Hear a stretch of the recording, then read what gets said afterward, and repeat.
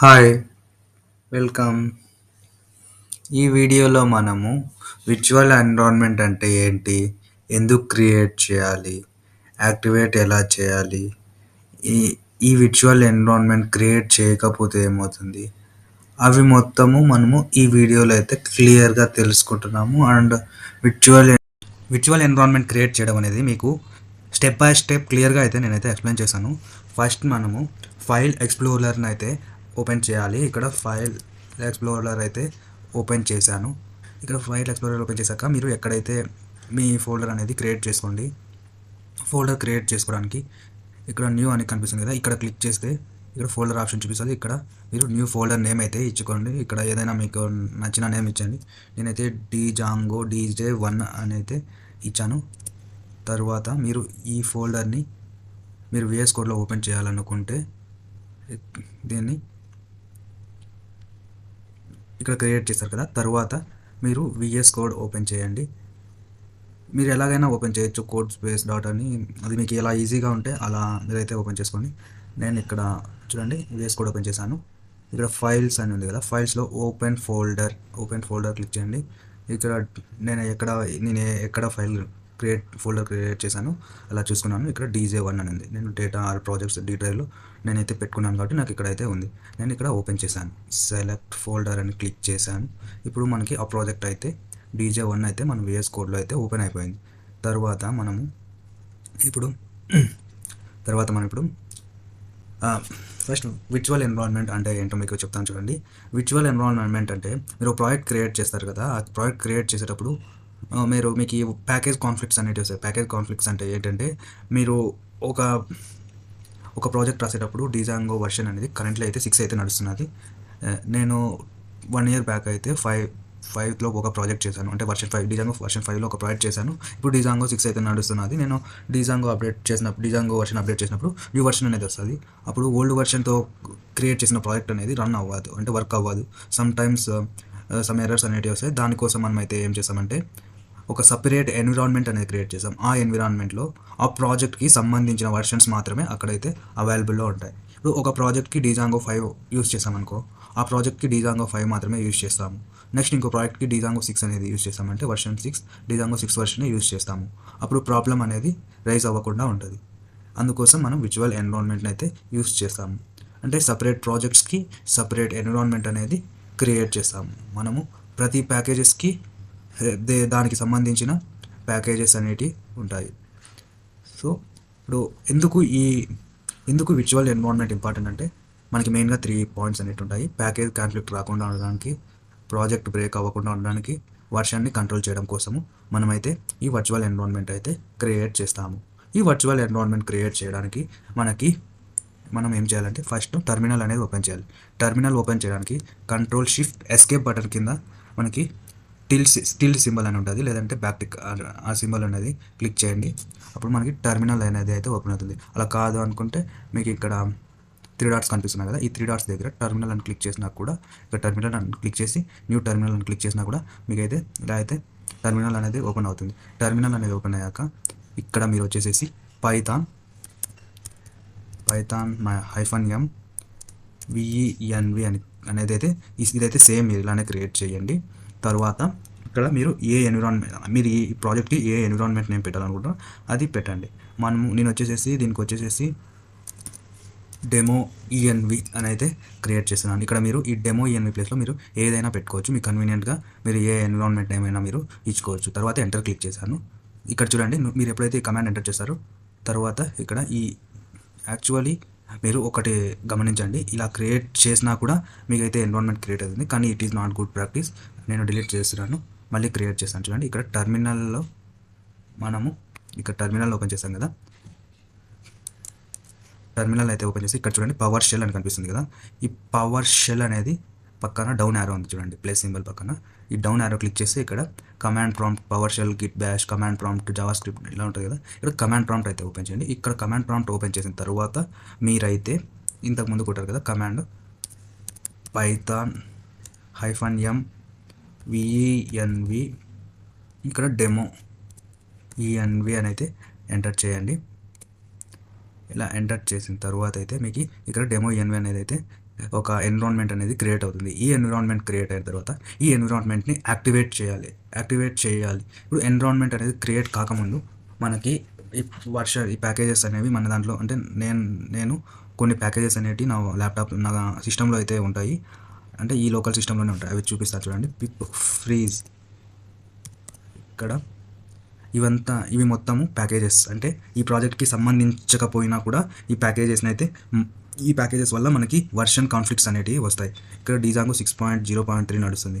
కొన్ని రోజుల తర్వాత 0.6.7 అలా వచ్చిన తర్వాత అక్కడ మనకి వర్షన్ కాన్ఫ్లిక్ట్ అనేది వస్తుంది. అలా రాకుండా ఉండడానికి మనము వర్చువల్ ఎన్విరాన్మెంట్ని అయితే క్రియేట్ చేస్తాం. ఇక్కడ మనం వర్చువల్ ఎన్విరాన్మెంట్ అయితే క్రియేట్ చేసాం కదా. ఇప్పుడు మనము వర్చువల్ ఎన్విరాన్మెంట్ యాక్టివేట్ చేసిన తర్వాత మనకి ఎలా ఈ ప్యాకేజెస్ అన్నీ మనకి ఆ వర్చువల్ ఎన్విరాన్మెంట్లో ఉంటాయా లేదా అనేది మనం చూస్తాం చూడండి. ఇక్కడ సిడి డెమో ఈఎన్వి అంటే మనం సిడి అనేది ఒక command. CD change directory to demo ENV అనే ఫోల్డర్లోకి మనమైతే చేంజ్ అయ్యాము. ఇక్కడ చూడండి. తరువాత మనం ఏం చేయాలంటే ఈ DJ1 నుంచి డెమో ఈఎన్విలోకి వచ్చాము. తర్వాత స్క్రిప్ట్లోకి అనేది రావాలి. ఈ స్క్రిప్ట్లోకి రావడానికి సిడి